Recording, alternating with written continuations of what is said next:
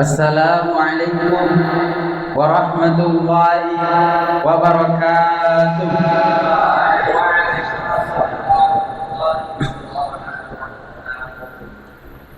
Hamdan wa syukran lillah, wassalatu wassalamu ala rasulillah, amma ba'd. Seiring puji yang tak pernah henti hanyalah milik Allah yang Maha Suci. Senandung rindu yang tak pernah lain hanyalah milik Allah yang Maha Tahu. Segenap sanjung tertumpu hanyalah milik Allah yang Maha Agung. Salawat berbingkaikan salam marilah kita sanjungkan kepada mahkota alam, pelipur lara di kala duka, penyejuk kalbu di kala rindu, dan penenang hati di kala disakiti, yakni habibana wa nabiyana wa rasulana Muhammad sallallahu alaihi wasallam. Di dalam Islam, rendah hati memiliki arti tawadu, yaitu sikap tidak sombong dan tidak angkuh, baik di hadapan Allah Subhanahu wa taala maupun sesama manusia. Ini adalah akhlak yang terpuji,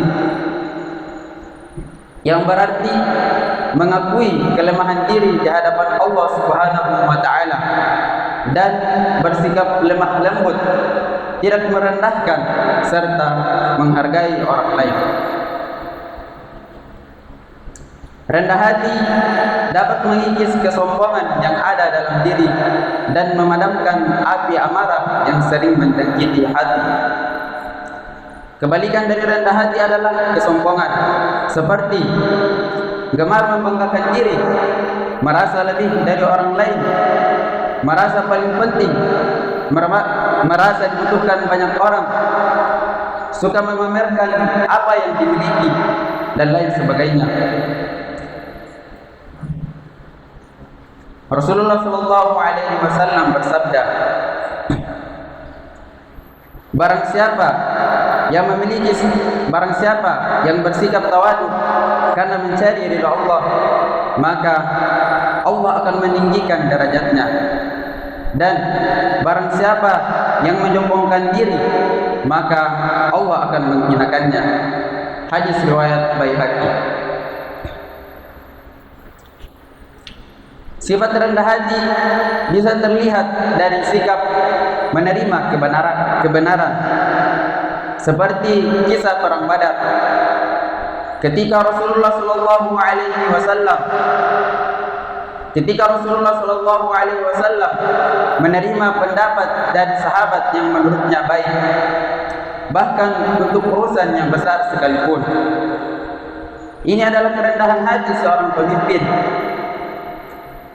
terhadap apa yang diyakininya sebagai kebenaran, cepat tunduk dan patuh kepada kebenaran ketika diingatkan. Tentu berbeda dengan sikap pemimpin-pemimpin saat ini yang memiliki sikap sombong, angkuh, malu atau sungkan, sehingga enggan menerima pendapat dari orang lain. Meskipun mereka tahu bahwa kebijakannya itu salah, akan tetapi mereka tetap tidak bisa menerima kebenaran dari orang lain.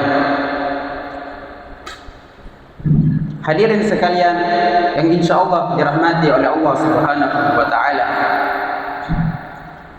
Manusia lahir dalam kondisi yang lemah, tak bisa berbuat apa-apa.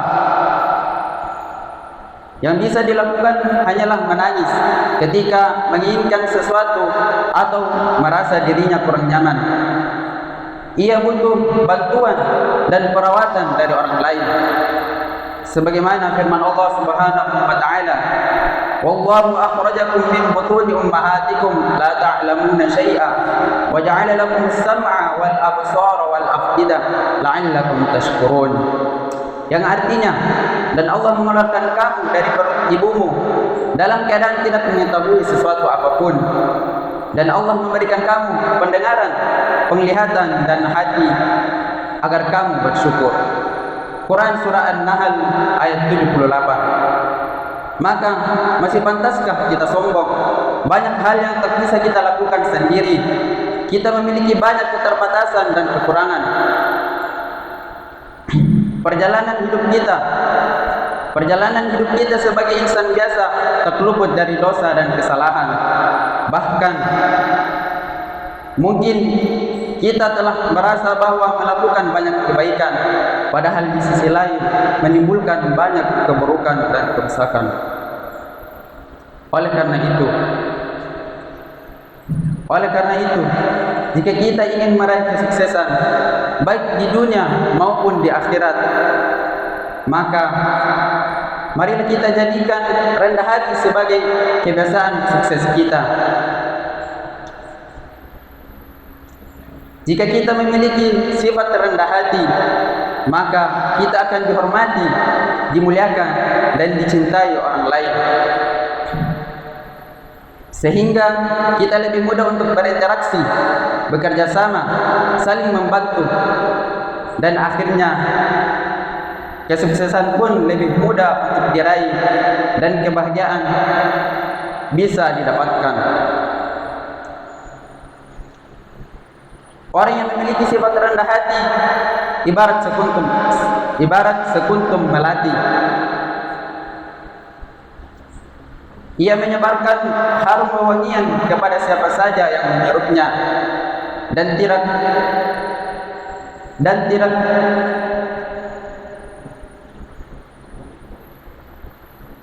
ia menebarkan harum wewangian kepada siapa saja yang menghirupnya.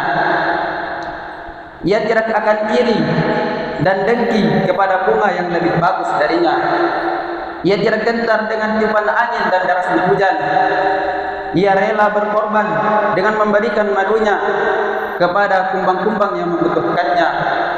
Dan ia ikhlas bila suatu saat nanti layu dan gugur ke tanah. Hadirin sekalian yang insyaallah dirahmati oleh Allah Subhanahu wa taala. Sekian apa yang dapat saya sampaikan. Terima kasih atas segala perhatian. Mohon maaf atas segala kekurangan.